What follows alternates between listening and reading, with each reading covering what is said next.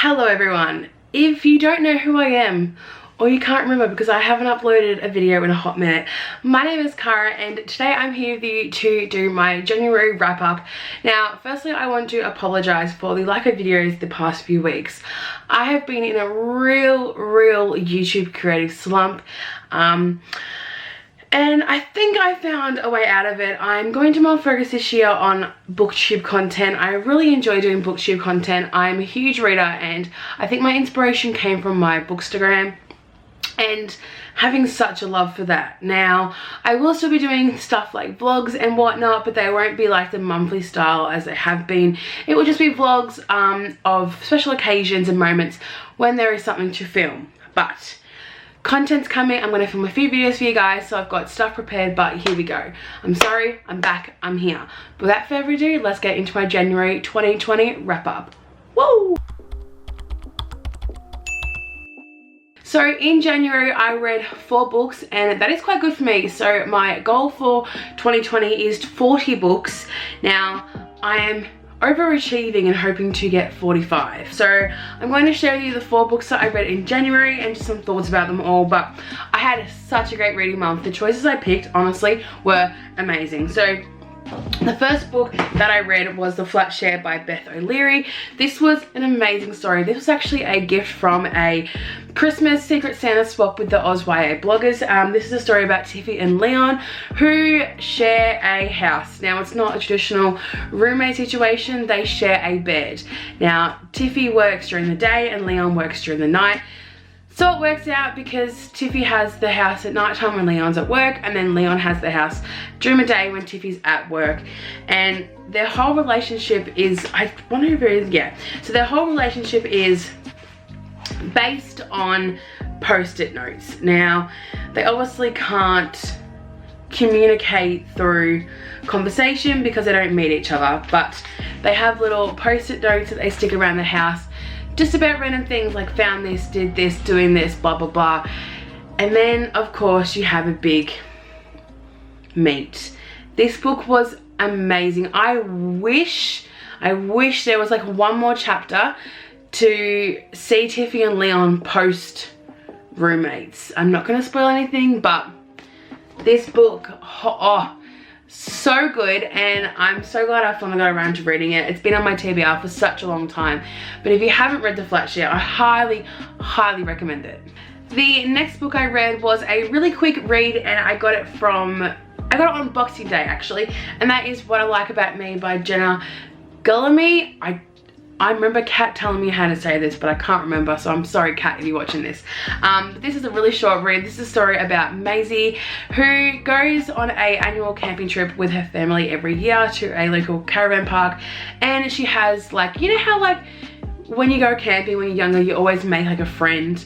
Well, basically Maisie makes friends that she has been since she was younger and takes her friend along this year, and this whole kind of story develops. Basically, Maisie enters a beauty contest, like a beauty pageant, and it's just all about putting herself out there and realizing that your own self-worth and self-acceptance is worth way more than what anybody else thinks about you. And like honestly, I read this in like 2 days. I think it's only 245 pages, so it was a really quick read, but this book really had everything. It is an OzYA. It is set kind of like, you can basically picture it like your local caravan park beach. She got literally every kind of Australian reference in it. It's wonderful. So it was a really great, relatable read. Maisie is such a relatable character, and the way she talks, the way she acts, the way she has reactions to boys and to friends and to family, and I really enjoyed this book. I really liked Jenna's writing style. This is her debut novel, and you might recognize Jenna's name. She was a BuzzFeed content like producer. She made videos for BuzzFeed, but now she is an author and makes stuff for BuzzFeed. But I really love this book. I wish there was more. I wish it was longer. I loved it. The next one is one that has been on my TBR for so long, and I finally picked it up when we were in America last year. Oh, last year. And that is Red, White and Royal Blue by Casey McQuiston. I cannot get this book out of my head.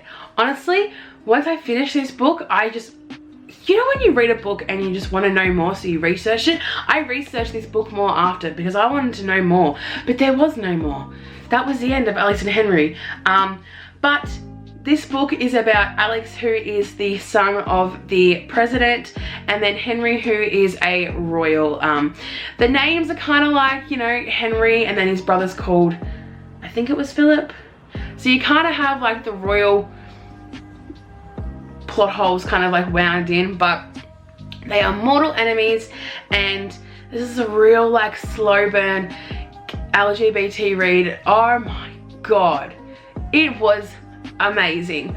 I fell in love with Alex and Henry, their relationship, the way that their differences helped each other come out of every situation, and that no matter what happened, they had such a supportive network of people around them. They always found a way to just be themselves, and oh, I loved it. If you haven't read this book, and I feel like everyone in the whole world has, you need to read it. I actually got this at Barnes & Nobles because it's like $35 in Australia. It is quite a lengthy book. It's like 400 pages, but like I wasn't gonna pay $35 for a book. I think I paid 16 USD for this, but it was amazing. Seriously, if you've not read Red, White and Royal Blue, pick it up. It's so good. And my final read for January was one of my most anticipated reads of 2020, and that is A Heart So Fierce and Broken, which is the sequel to A Curse So Dark and Lonely by Bridget Kemmerer.